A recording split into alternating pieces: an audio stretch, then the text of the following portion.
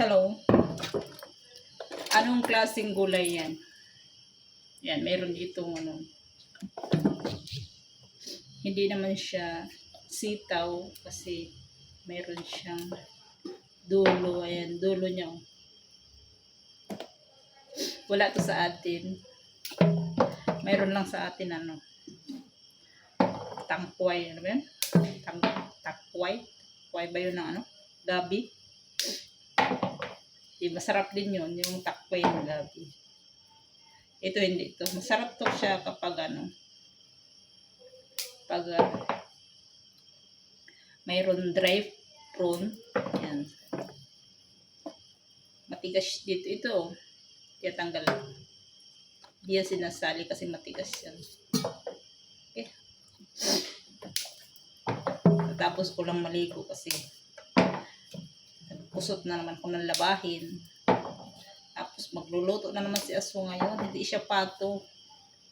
Kundi yung manok.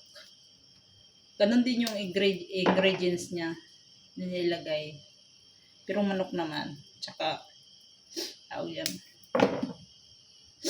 Tsaka baboy pinaghalo. Para siyang ano. Para siyang humba. Yung style. Kasi mayroong dark sauce.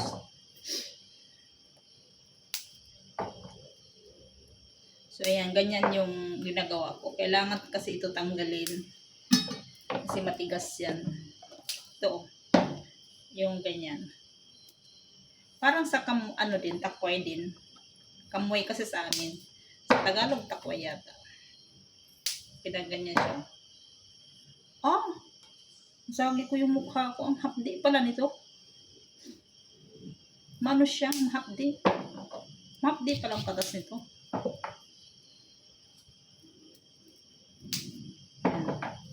Ayan siya. Medyo marami-rami din. Tsaka mayroong repolyo. Ayan. Ikisahin ko lang yan sa bawang.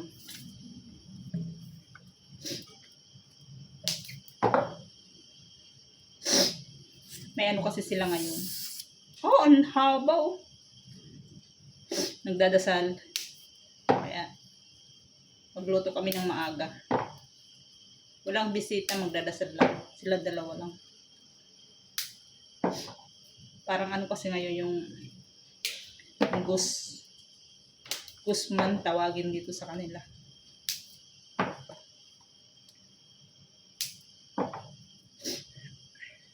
Ang dami nga niya.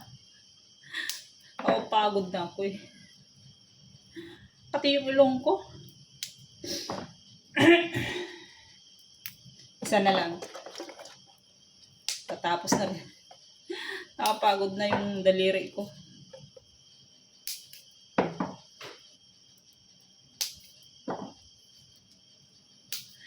Masakit kaya dito.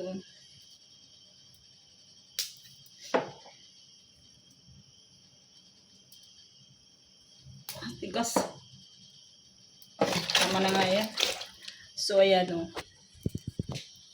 Ayan, ganyan siya. Tsaka yung refill na yun. So, ayan lang. Bye-bye.